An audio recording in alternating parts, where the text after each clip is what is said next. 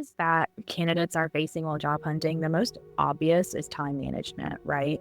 So while we're working full-time jobs, whether they are full-time, part-time, regardless, there is limited availability to job hunt.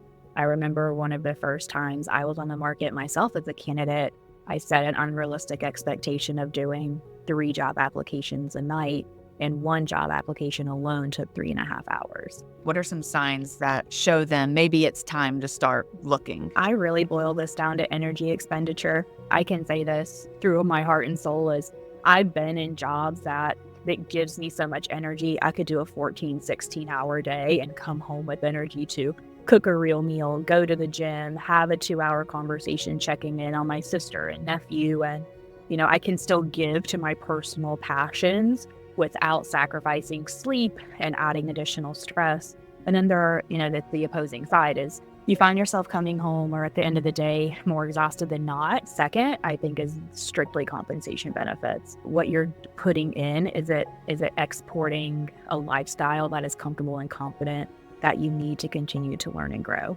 Life changes.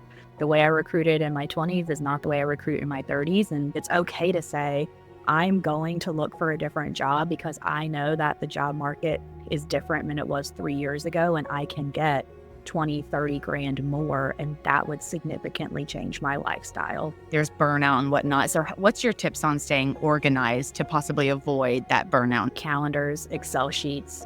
I am also old school when it comes to Post-it notes. I have different Post-it notes based on the positions I've applied to. I move the Post-it, okay, I completed the application. Did I follow up with the job poster? Have I reached out a week later to follow up on the application itself? How does someone in the moment of getting rejection, or your applications aren't getting any responses? So how can someone keep that mental space level? When you're in a job that sucks the life out of you, it's hard. It's a different type of hard. And I'm not here to say one's harder than the other. I've been on both sides. I mean, the obvious things of the mental and emotional toll is the lack of income. Whether you're on unemployment benefits, minimum cost of living, unemployment definitely doesn't cover that. I saw a statistic last month where 90% of Americans do not have 3 months of cash in savings to cover them. The entire financial component is one beast that you're facing, as well as your confidence. I am very fortunate, I feel, to have been on both sides of layoff conversations. So